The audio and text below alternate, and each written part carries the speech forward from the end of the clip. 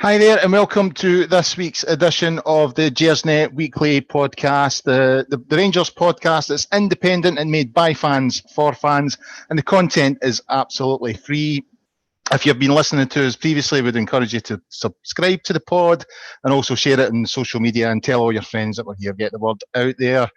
We're live tonight. We are live on YouTube. The show is interactive. You can comment via the comment sections on YouTube. I'll have a wee look at them as the night goes on, and I'll read some of the stuff out. So get involved if you can. We're live tonight, but the pod will be available after tonight to download and stream on a number of platforms, including Acast, iTunes, YouTube, Castbox, Stitcher, and Spotify. So I'll get on to the guest introductions. First up, we've got pod regular Stevie Clifford. How are you, Stevie? Hi, good evening, Colin. Hello, everyone. Hope we're well. Yeah, I'm very well. How's you? It's been a while since I spoke to you. Yeah, I've not been on in a while, but yeah, all good. Happy with a good start to the season, so it's all positive.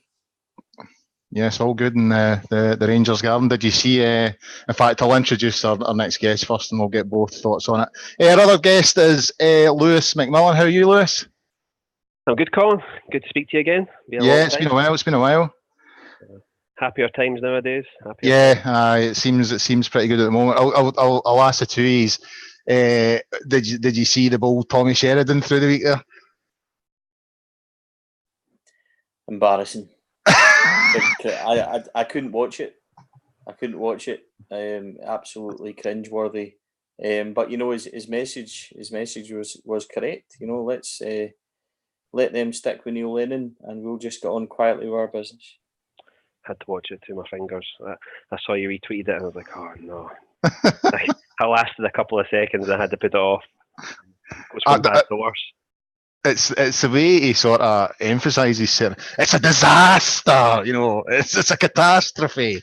It was like he was trying to copy George Galloway, and I just think he's a guy who, I mean, obviously he had he had a career in sort of mainstream politics that fell by the wayside. He's ended up in jail and shamed and all the rest of it for various misdemeanors, and it kind of feels like no one takes him seriously anymore, and it's like he's just looking for any way possible to increase his profile again. And even a look at his social media, his the timeline on Twitter, it's just it's hilarious actually, but it's pretty bad.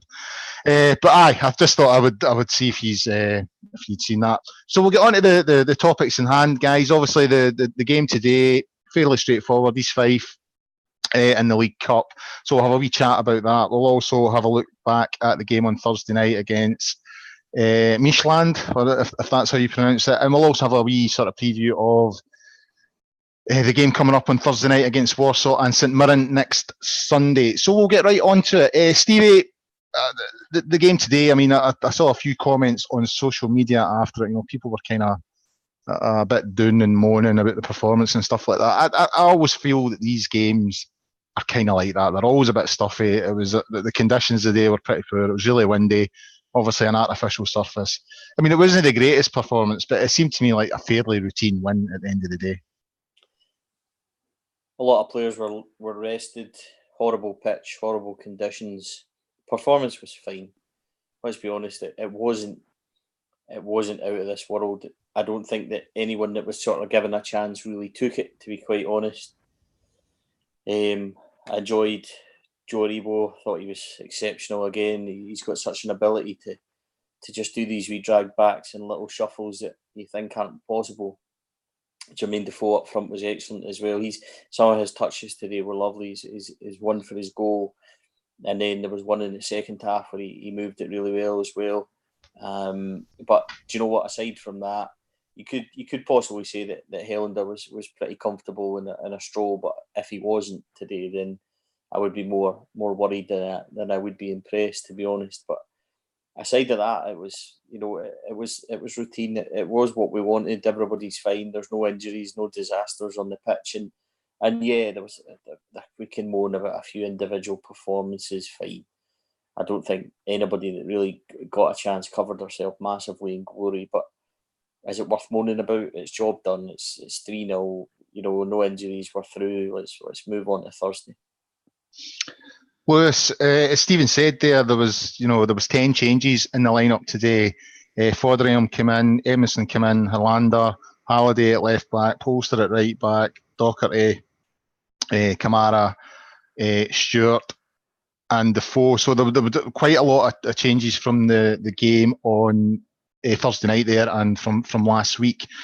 Does the amount of changes, the fact that Gerrard could make 10 changes today, is that giving us an indication of just how much strength and depth Rangers have got now? Because I think if you go back a season or two, if you'd have made 10 changes in the side, I think would have been in sticky water really.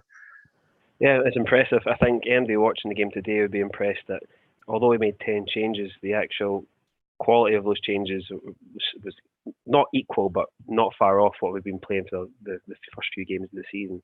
But making those 10 changes, I think you're always going to lose a bit of momentum because we've been building up some momentum with some good results. And I think that led to a bit of a flat performance. But we had a few quality players still on the pitch to actually help us with the result. I mean, Aribo was outstanding, just his ability to control the ball in tight spaces and just kind of create something from nothing. And you can see Defoe. I mean, the guy is 36, 37, and you can just see the quality, the level he's played at. He's just head and shoulders, his movement, his way he makes space in the box and his finish with the goal. I mean, it's lucky we've got a quality player like that in the park. Yeah, I mean, I'd agree. I was actually a wee bit surprised at the amount of, sort of negativity surrounding the performance today. I felt we got enough experience when we were in the lower leagues to realise that that's how a lot of these games are. You know what I mean? I always find when you go to these grounds, they're always stuffy. I don't think Rangers, apart from one chance, which we're going to discuss, I don't remember Rangers really looking like they were going to concede. I thought they looked comfortable. All right, they maybe didn't create as much as we'd hoped, but I think if you make 10 changes, that's almost what's going to happen. You've upset the rhythm of the side so much.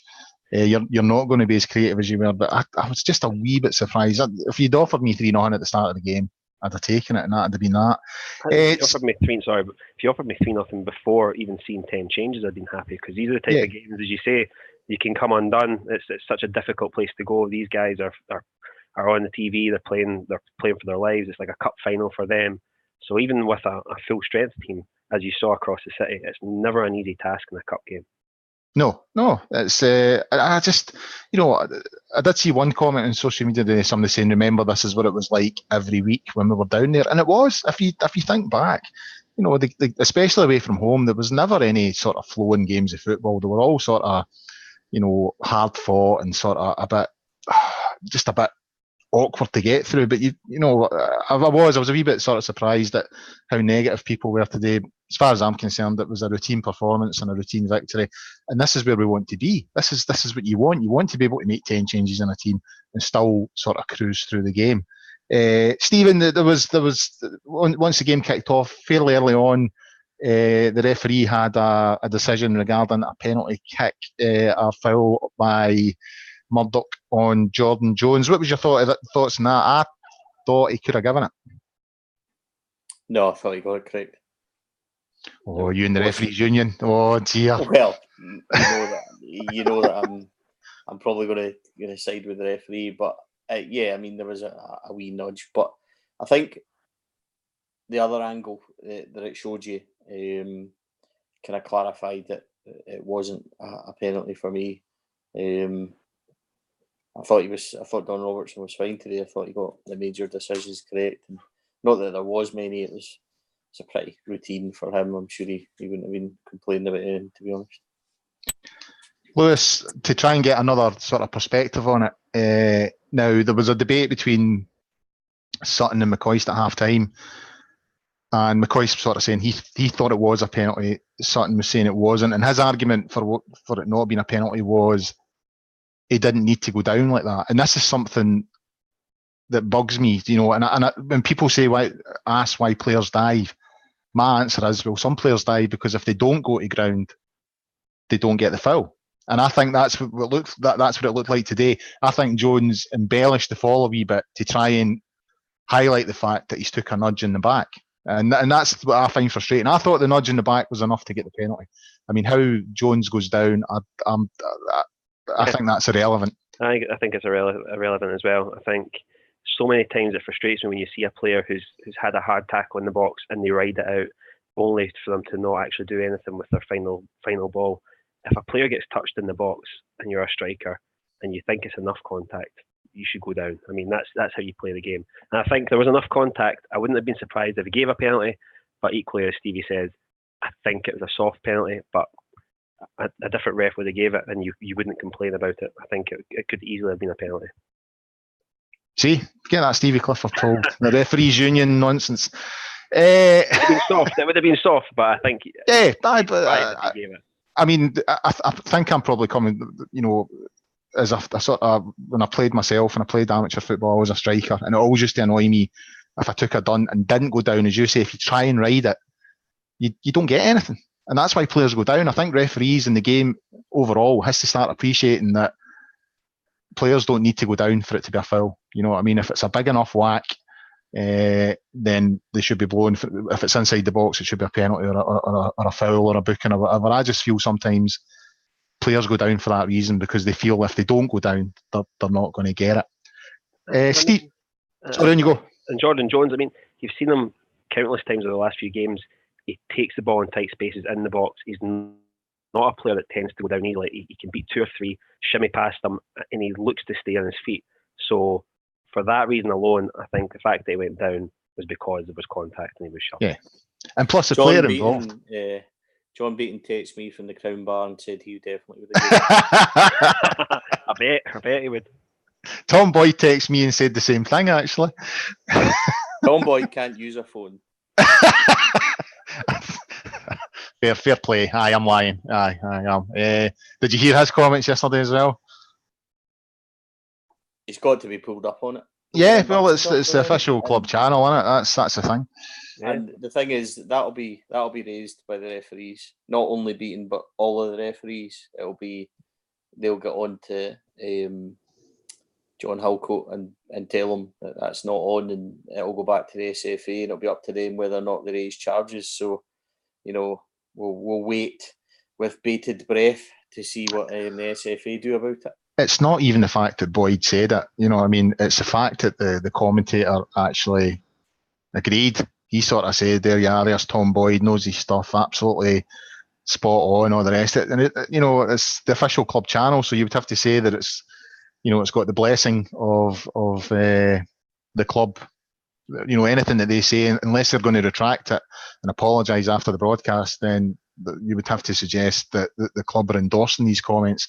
So yeah, you've got to remember though that the SFA did absolutely nothing when Tom Boyd appeared on the Anybody But Celtic video that Paul Larkin done, and was filmed within Celtic Park. Yeah. And they were going on about how everything in life is a big, massive Masonic conspiracy, and they get nothing. So I think we all know what's going to happen here, to be quite honest. Well, there's a precedent set. Could the Rangers not get fined £6,000 last season for something similar, for questioning the integrity? Was it Willie Colin? There's after St Mirren. I can't remember. Yeah, was it the St Mirren game? Yeah, I'm sure it was that. I'm sure Rangers got fined. That was they put a press release out from the website, wasn't it? Yeah, but it's an official club channel. Yeah, absolutely. So yeah, no, as we say, there's a precedent set, so it'll be interesting to see what happens. Anyway, back to the game today, Stephen. There was a wee. I would say it was only sort of time that my heart skipped a wee beat. There was a chance East Fife had sort of 25 minutes in, cross into the box. Halliday misjudged it.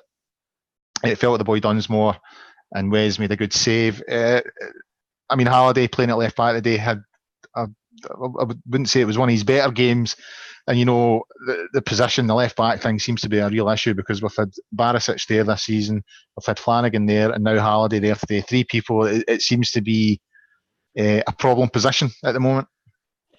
Halliday's actually been all right when he's came in, but today he wasn't good. He was it was a poor performance, and that was his mistake. You just was over eager a couple of times to try and get to the ball and win headers instead of, on that occasion you just step back in. And it was very kind of similar to the goal that they conceded at Kilmarnock with the ball to the back post and it gets missed. And if the boy is good save by Wes, but if he lifts that at all, then he's got a chance of it going in.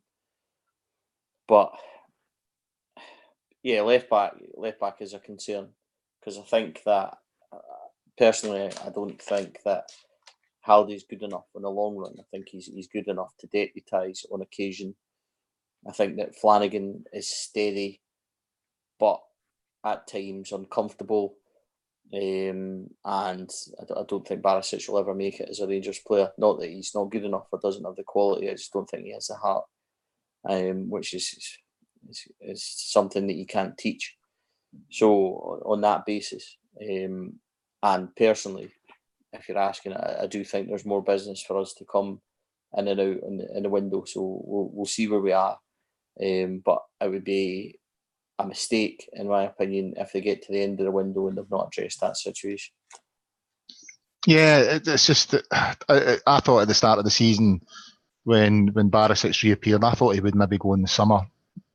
And when he came back and wasn't moved on, I kind of thought he'd maybe sat down and discussed with Gerrard that he was going to up his performance levels, and that's just not happened. And I would say it's the one position in the team, when they'll come on, he speaks about Andy King arriving on loan. When that was announced through the week, my first thought was another midfielder. Could we not be doing with maybe a striker to back up Defoe and Morelos, and we certainly need a left back. So hopefully you're right, Stephen. Hopefully there's more business to come. We'll see what happens, but I certainly feel that left back is a real problem at the moment. Lewis, one position that we don't have a problem with at the moment is the centre half positions. We've got plenty to cover there. Helander making his debut today. I know it's difficult to judge in these kind of games because the level of the opposition and all that. But I thought he looked fairly comfortable. How did you think he done today? Yeah, Helander's been unlucky because he was touted as the big money signing, and Katic and Goldson have had a storming start to the season, so his chances have been few and far between. But came in, he did a job. He looked like a player who's got a good pedigree. Strolled it, considering how bad the conditions were. It's hard to really tell what kind of level he can reach, but definitely looks comfortable in the ball, defensive. Even there could be a shout for a goal later in the game. But no, I thought he did really well considering the conditions and what he was up against. I think centre half Lewis is a good example of what Steven Gerrard's been talking about. He's been talking about this, two players for every position, and you would have to say you felt for the two centre halves today, because I think Gerrard made sort of reference to this in his pre-match comments, saying the two of them have been unlucky not to start, but because Katic and Goldson have been playing so well, they can't get in, and I think that's what you want. You want a certain level of quality, all fighting for a certain amount of positions, so that the players that are in aren't going to let their standards slip, because they know if they do, then they're out the following week. Yeah, I think the signing of Helander actually pushed Katic on. I think Katic has been outstanding so far this season, although I think he started strong last season as well, and he fell away and we switched with Worrell. But it'll be interesting to see whether we stick with Goldson and Katic, or whether Helander starts to drift into the team. But at the moment, I think Katic is doing enough to stay ahead of him. Yeah, I mean, I kind of get the feeling with Katic, if the opposition fired a cannonball into the box, he'd still head at it. But yeah, he's had a storming start to the season. Stephen, up front, it's the same kind of thing, the centre half situation. We've got two sort of natural goal scorers in Morelos and Defoe. Defoe's first today sort of showed that. 3 excellent touches, one to bring it under, one to take him away from the defence, and one to finish. I mean, I know he's getting on now. I know as Lewis said earlier on, he's sort of 36, 37, whatever he is. He's still got that touch of quality, though. You can see that. Yeah, definitely. I think when somebody looks after themselves as well as Jermaine Defoe has, I don't think we need to worry too much about his age. I thoroughly expect that Defoe will sign on past this year and stay with us for a good few more. And it's great to have role model and somebody like that up front.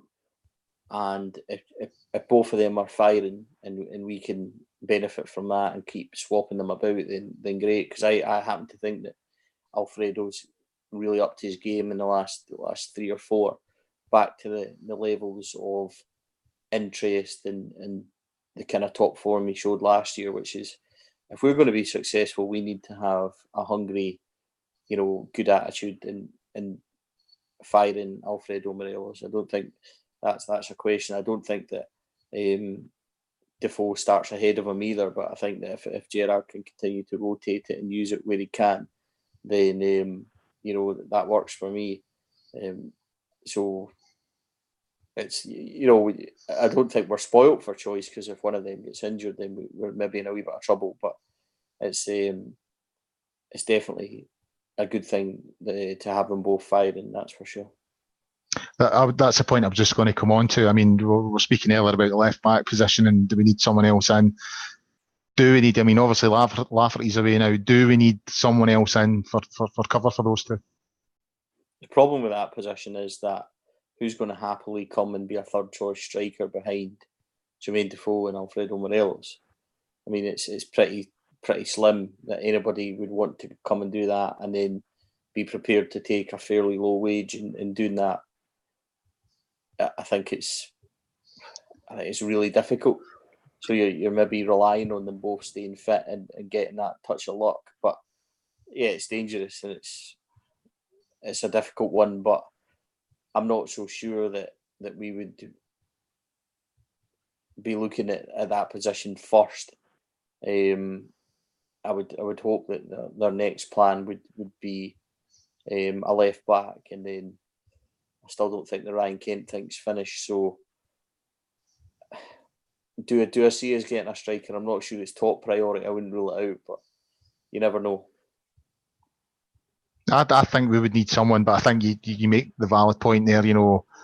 It's a hard sell. You're basically saying to someone, unless two players in front of you are injured, you're not going to be getting much game time. So yeah, it's a tricky one, but I do think we could be doing with someone. Hey, having a look at the comments here on YouTube. Thanks for listening in, guys. Keep your comments coming. I'll read a few of them out here. Chris Blades, he's talking about the performance today. Says players cannot be judged on that pitch and conditions today. Job got done, and without any bookings, injuries, drama, etc. I must admit that's kind of how I felt. I mean, it wasn't a vintage performance, but job done. There was also a comment there. Where was it? It was a suggestion for a left back. I'll come back to it later on. I've lost it at the moment. Comment yourself, Lewis. The Stuart Murdoch, the guy the fullback that sort of fouled Jordan Jones or didn't foul him for the penalty. I thought he was quite lucky today. I thought he went over the ball on a couple of occasions with some of his tackling. Is that how you felt? I thought he was lucky on more than one occasion. Yeah, I thought he definitely left his foot in a few times. And Murdoch's not a young player either. I mean, he's been about the game for a number of years. I think he played down in England for Fleetwood Town for a while. So it's not as if he's a young guy trying to impress. I thought he was just, he could be in the conditions. It's hard to judge your tackles in weather like that, but I think he was lucky to stay on the park. And I do, going back to the penalty, I think it should have been a penalty, and that'd have been walking on a tightrope for the rest of the match from there. Yeah, I thought, I mean, there was one especially that he went in, studs up, and certainly went over the ball. I thought, he done one, and you think, right, the referee's let it go, and then he done another, and after about 3 or 4, you're thinking, I think he's done enough here to warrant a red card, and he's not even been booked yet. Obviously, it's just a tomboy conspiracy. That's yeah. Well, aye. Well, tomboy was right. He'd have been off at the penalty, but yeah. Yeah, aye, well, Tomboy Disney, right, though, and that's it. Just great. I found this comment, the suggestion here. It's John Brown who's on the YouTube saying he's suggesting Greg Taylor at Coman to fill the left back position. What do you make of that, Stephen? Well, he's quite a tidy player, isn't he? I mean, there was rumours that I think Celtic had kind of won the race for that one last week, which doesn't seem to have got any further. See, to be honest, where I am is that before anybody else comes in at left back, somebody needs to go out, because we're stockpiling a wee bit as it is. So I wouldn't be against letting Borna Barisic leave. Andy Halliday's, he's not going to go anywhere as a squad player. Flanagan's going to get another deal. So I think out of the three of them, Barisic is the one that moves. And if he goes, then yeah, somebody like Taylor is not a bad shout. Would Kilmarnock deal was, it's a difficult one. You don't want a protracted deal with only a couple of weeks left, and he's maybe worth 700,000, 800,000, 900,000. Would they ask for more? Would we be willing to pay it? It's a difficult one. If you ask me, yeah, could you get Greg Taylor for £1 million? Then would you be happy with it? And the answer would be yeah, absolutely. Do I see us doing a deal with Kilmarnock and being able to get Greg Taylor from them? I'm not so sure. Yeah, I think it's quite hard for us to do business with most Scottish clubs now. The relationships are still fairly frosty. So yeah, it would be a good acquisition, but I think you're right. I think anytime Rangers try to bring anybody in, it's always a bit tricky when we're dealing with other Scottish clubs. Stephen, in the game today, in the second half, now you spoke earlier on about boys that never really took their chance. Stephen Gerrard said before the game, this was a chance for boys who were sitting on the sidelines to come in and stake their claim. I would tend to agree with you. I think some that came in the day didn't quite do that. I think Greg Docherty and Greg Stewart come into that category. They were replaced. Andy King came on and Barker came on. The two that went off, do you think they've done enough today to get a sort of regular run in the team? No.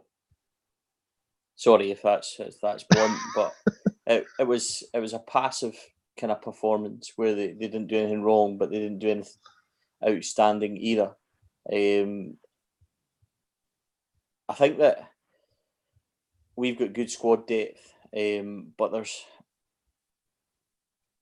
how do I say this without sounding negative? There's been some signings that we've made that I don't think are necessary, and it goes back to maybe stockpiling a wee bit. I know he wants a strong squad, and I know that these guys will have much more kind of game time as the season progresses, because we will possibly need them then. But I would have hoped for a wee bit more quality over quantity in terms of what the gaffer said he was looking for at the start of the year and stuff like that. Today, it's difficult to really judge anybody, but it reinforces that perhaps these guys are never going to be anything more than squad players. I don't, for example, see Greg Stewart making 15, 20 starts for Rangers. I see Greg Stewart maybe making 2 or 3 starts and having 10 sub appearances, but I don't see him being anywhere close to the levels of Scotty Arfield, etc. And that's really where we need him to be. With regards to Andy King, and I don't think it's possible to judge him, and it won't be until another couple of months. And likewise with Brandon Barker, even if there is questions over whether or not he's good enough in the first place. But we'll see. I mean, the answer is that we can't judge on today, and it needs to be the only time we're going to be able to judge this window properly is come next summer. So it's a case of wait and see, no matter what we kind of think at the moment. Lewis, spoke earlier on about Hollander making his debut. He made it 2-0.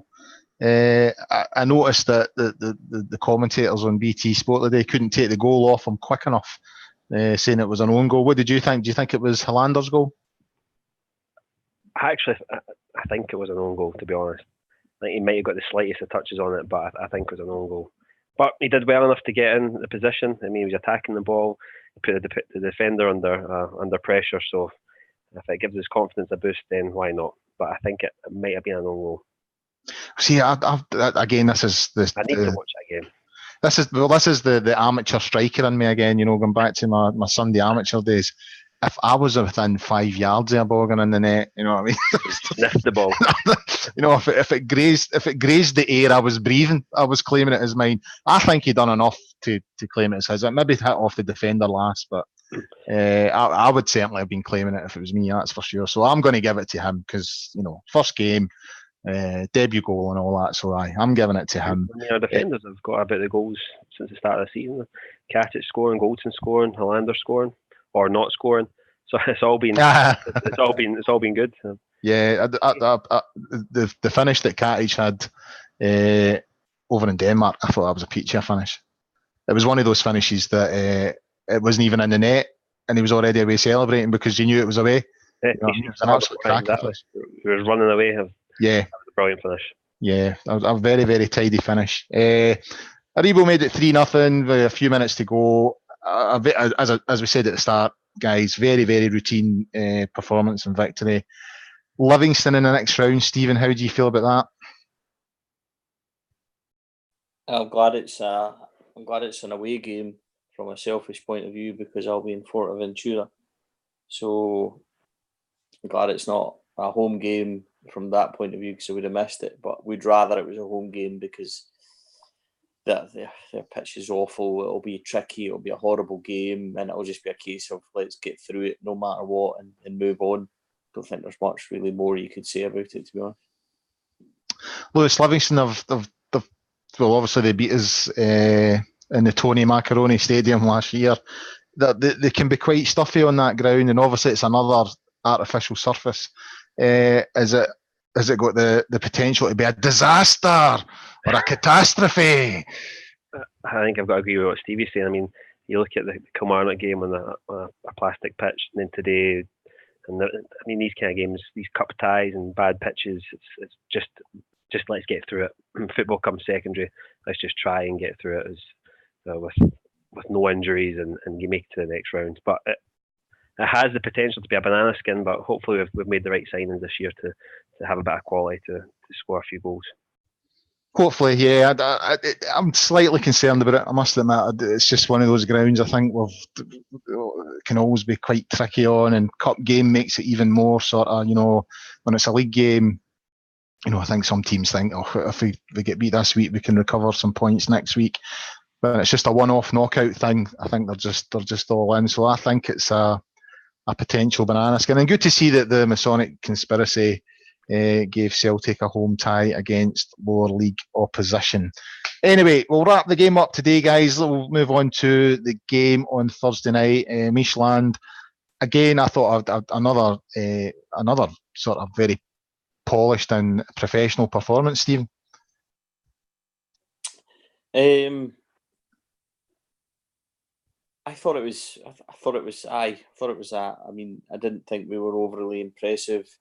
Thought it was very much a case of job done. Second gear, which is probably the biggest compliment I can give the side because it was made to look fairly second gear and routine. And we're now at a stage where we're good enough that we can actually be doing that. I think we are a very, very good side. And to name drop a wee bit, I was a guest of our sponsors on Thursday night. So I was in hospitality in the club deck and a couple of seats away from Andy Gorham.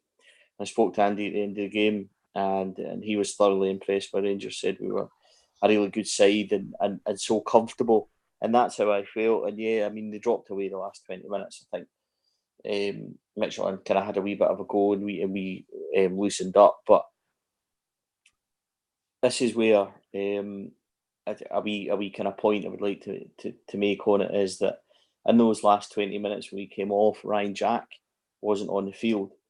And I think that Ryan Jack this season has went to a guy that you thought last year maybe was fine, was a good player for the squad, but has went to a guy that's went from 7 out of 10 to 9 out of 10. And Ryan Jack's been phenomenal so far. And it's him and Davis and Aribo in midfield that they've looked absolutely top quality. And if we're gonna win things this year, then we need that to continue. And I think when Jack came off, it showed you why Steven Gerrard rates him so highly. So I mean, no complaints. Again, it's one of these ones where there's no bookings. From what I can remember, I have to say though, Colin, because it was a free bar.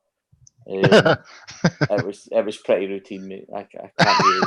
But the free bar was routine. Is that what you're saying? Aye. Oh, the free bar was really good. There's something quite fantastic about ordering around, and when it goes full time, taking 5 steps into a wee room and having it all sitting there waiting for you. That's proper nice stuff. Yeah. Was the night arranged on the Gersnet expense account? Oh no, I'm not allowed access to that, Colin.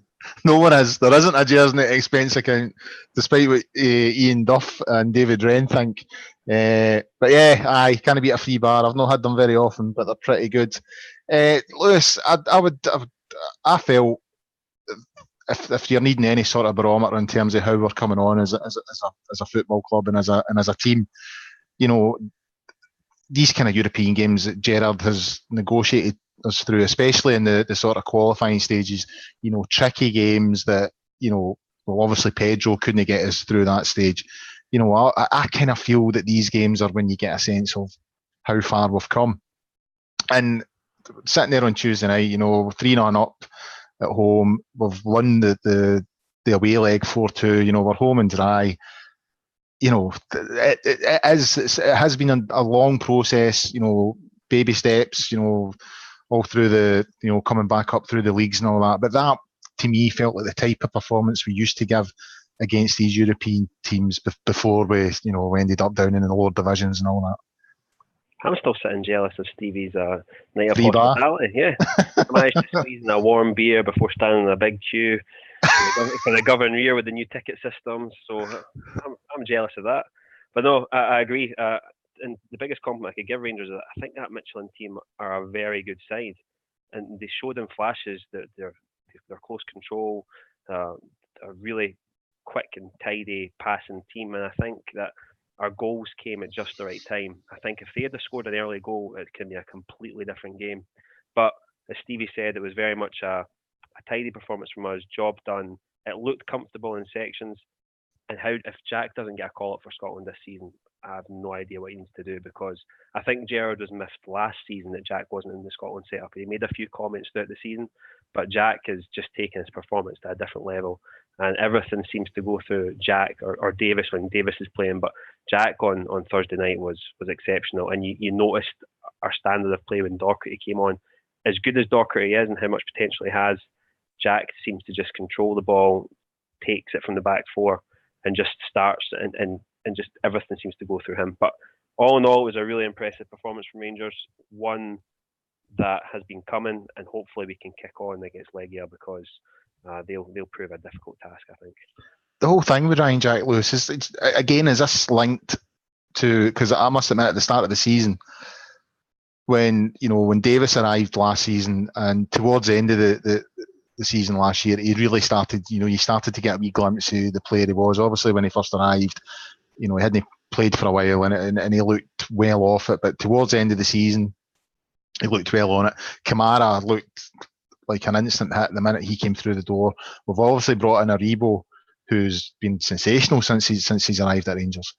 And I kind of got the impression early on, and in the pre-season games and the early European games, that Jack would maybe be the one to start losing out in that midfield three. Do you think that's why he's upped his performance? Because essentially he has to, or he's not getting a game. Yeah, I had to say the same, because Kamara had a fantastic season into the season last year, and Davis started to come on to the player that we always thought he would be. And since coming back from pre-season, Davis has just kicked on again, and he looks fitter. He just looks hungry. He's more intelligent than the player he was the first time round. And I think you're right. I think Jack was the obvious one to drop out, but maybe that's spurred him on to push his game to the next level. But it was interesting to see Aribo was rested on Thursday and came back into the team today. We've got a array of riches in midfield, and it's exciting to see this season. Yeah, I would agree. Next round, Stephen, probably going to be a trickier tie. The trickiest one we've faced so far, Legia Warsaw. Obviously, they've got history with their separated brethren across the street. They beat them 6-1 on aggregate, but fielded an ineligible player in the last minute or something like that and got kicked out of the tournament. So even although it's not us, they maybe feel that the old Glasgow won in this. I think that they'll probably just hate Celtic as much as we do, so I don't think it's got much sort of bearing on what happens. But let's make no mistake, people have said that Legia aren't a good side or aren't as strong as they used to be. That they are no mugs, and this will be harder than Midtjylland, and it's probably on levels with. If we think that Midtjylland were maybe on levels of Osijek, then I would say that Legia are with Maribor. So it's going to be difficult. It's going to be tricky, and we'll just need to go about it as professionally and perform as well as we have, because the players want to be in the group stages. We as a club need us to be in the group stages, and if we want more transfer kind of activity, and in my opinion it's the only way that Ryan Kent's returning to Rangers in any sort of deal. If we want that to happen, then we need to win these games. So there's a confidence because Gerrard and the management team have negotiated it so far, but it's very much 2 cup finals. Anything can happen, and they'll want it as much as us. Gaffer said it was 50-50, and I tend to agree with him. To be honest, it's one of those ones we definitely shouldn't underestimate them, and we've got to hope that they just do exactly what Midtjylland done and come at us, because if they come at us, then I think we can beat anybody in that circumstances. Obviously, I'm not talking about the top sides, but I'm talking about teams that are around about our level. If they come at us, then I think that's our game plan. But we've got good players, we've got a good team, so I would never bet against us going through this time. How are you feeling about it, Lewis? Are you confident going into this game? I think it's 50-50. I think Legia are a step up from Midtjylland, and we really need to recreate some of the performances we saw in the group stages of the competition last year. What was interesting to see was Legia fans banner today at their match was wives are crying, children are crying, each one of us is flying to Glasgow. So there's going to be a fair number of them travelling to Ibrox for the home tie, I think. Well, that means it's just up to us to make as much noise as possible, surely, yeah? Oh, yeah, definitely. I think their fans are known to be pretty crazy, so it'll be an interesting tie. But I think if we reach the levels we know we can, I think we should have enough to get past them, but it'll be an interesting game nonetheless. Yeah, I'm looking forward to it. Obviously, we're desperate to qualify in one sense, but also part of me thinks,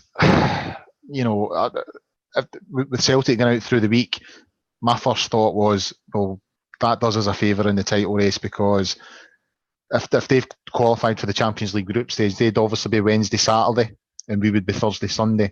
So even if it was nip and tuck, we would always be going into games immediately after European ties chasing. And I don't care what anybody says, when you play the day after your rivals have won, it puts that bit of extra pressure on you. So when Celtic went out through the week, apart from the obvious delighted because we don't like them, all that, the logical part of me says, well, that's them, they're going to be Thursday, Sunday. And this part of me thinks, if we don't qualify for it, it might just be a wee bit of a blessing in disguise in terms of trying to win the title. It would just be a case of focusing on that Saturday, no distractions Thursday night, and then having to shift games to Sunday and all that kind of thing. So I love the European games, and I loved it last year because my boy had never done them before. He'd never seen Ibrox under the lights like that before, so I loved all that, and I would love to see it again. But there's a wee part of me wouldn't be overly gutted if we didn't make it and Celtic did. And on the flip side is if we make it and Celtic don't. Yeah, I mean that makes it's back to square one. It's like them qualifying for the Champions. Yeah, so that is it's a kind of it's an awkward one at times, but I obviously want to see us through. But I do think there's a wee bit of consolation there if we don't, that we can just focus on the league games and just. I think we probably have to be slightly think outside of Scotland. What it does for the reputation of our club and puts us back on the map. We really want to be in the group stages. Yeah. And even more so if Celtic don't make it and Rangers do, and Rangers are the only team in Scotland that are in Europe. And plus there's a revenue. I know it's not Champions League, it's not Champions League money, but it's money that we could do with. You know what I mean? I think it's something we can't, at the stage we're at just now, I don't think it's something that the board would want to turn their noses up either. So I think it's definitely a must. And then take it from there.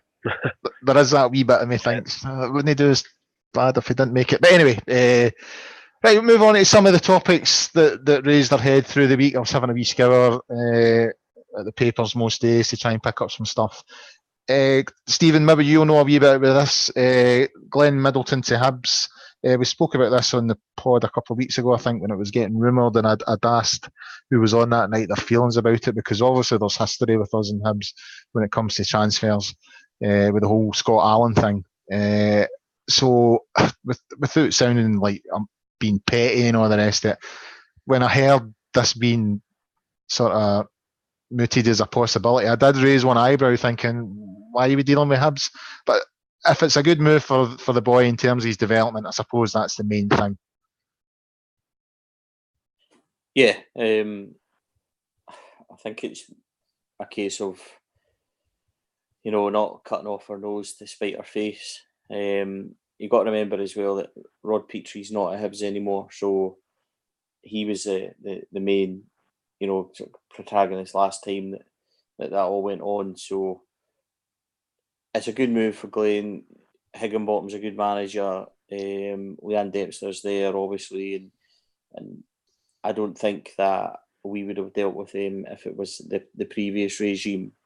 So we it's just one of those ones where you just need to kind of accept that it's happened. It's best for Middleton. It's best for us, and it'll give us a proper idea if he excels there. It'll give us a good idea of where he is in terms of our future as well, which is important.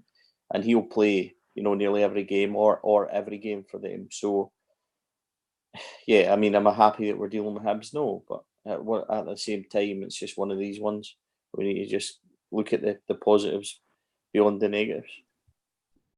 Yeah, I'd agree with that. Lewis, how do you feel about Middleton? I mean, last season, when he initially came in, it looked like a bit of a sensation, but he was another one. I think he's kind of similar to Barisic in that, when it started getting into the nitty gritty and when we started dropping points and when the crowd starts to turn, that's when Middleton started to shrink a wee bit, and maybe a season playing just develop it, because I thought he became a bit kick and runish. I think you've got to remember Middleton is still really young. As a youth player, Middleton has a lot of skill, and he's a raw talent. And I think as he started to get a few more appearances, his youth kind of shone through. His inconsistency and decision making in the final third was questionable. But going back to dealing with Hibs, it shows you where we are as a club now. We are above Hibs. Us loaning a player to Hibs is because they're not our rivals. Back when the whole Scott Allen situation, they were trying to make out as Rangers was their rivals for the Championship.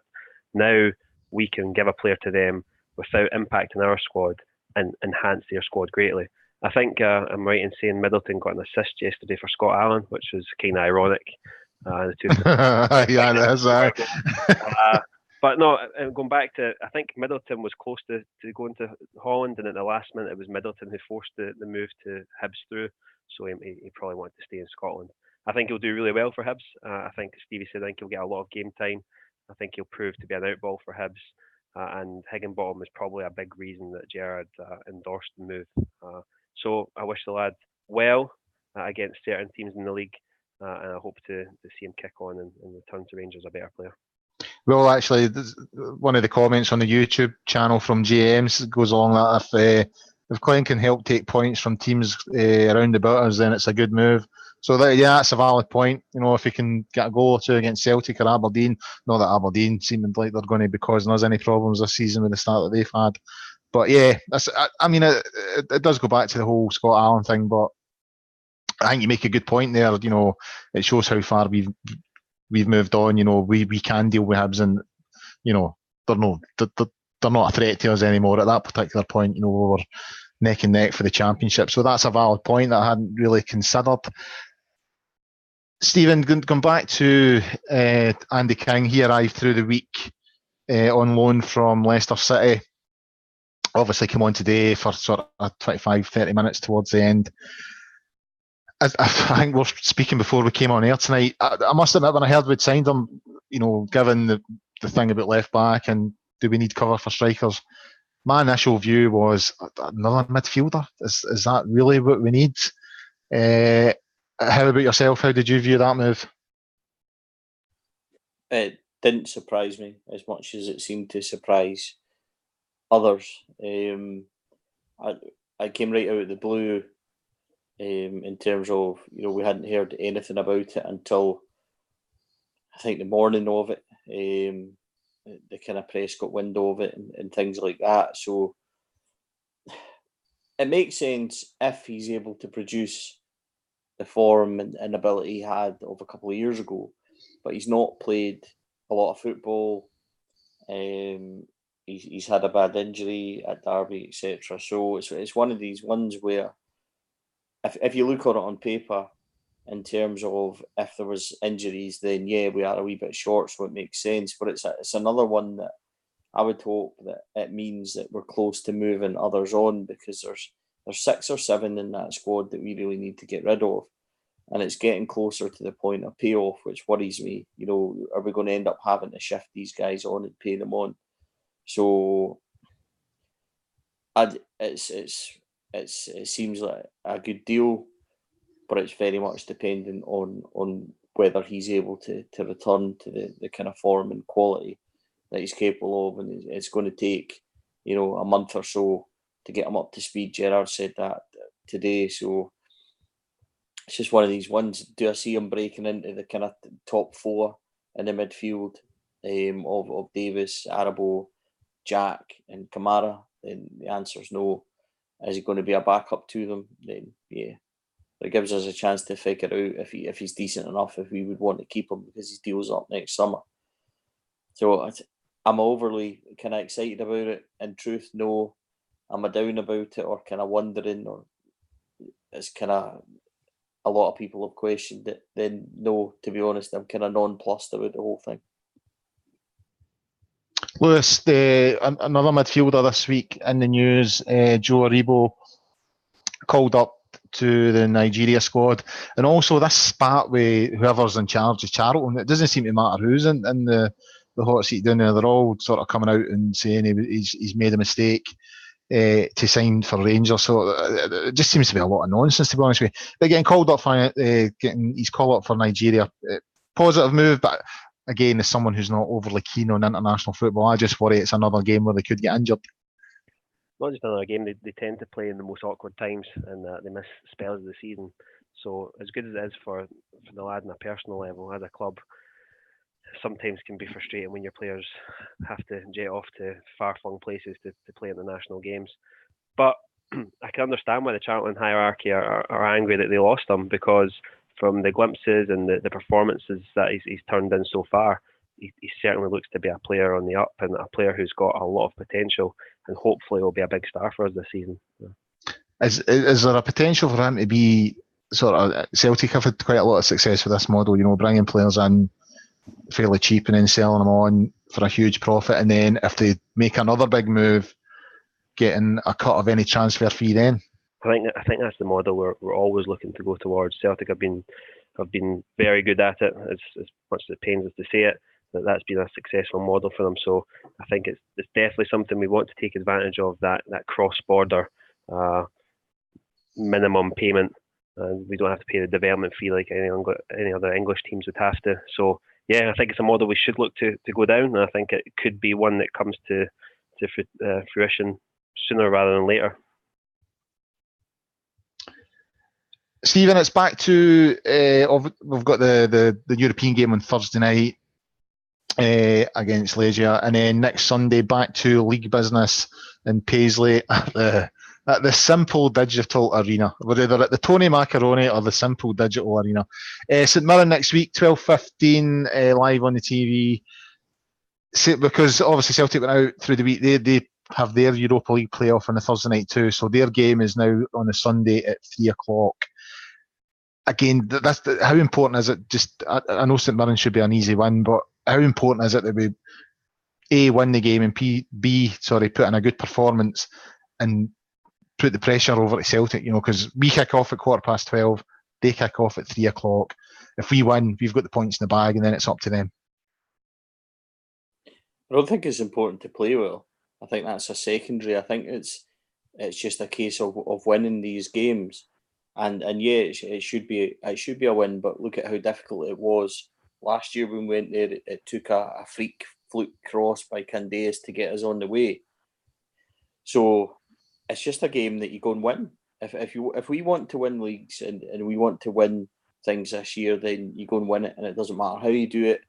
It doesn't matter if you play well.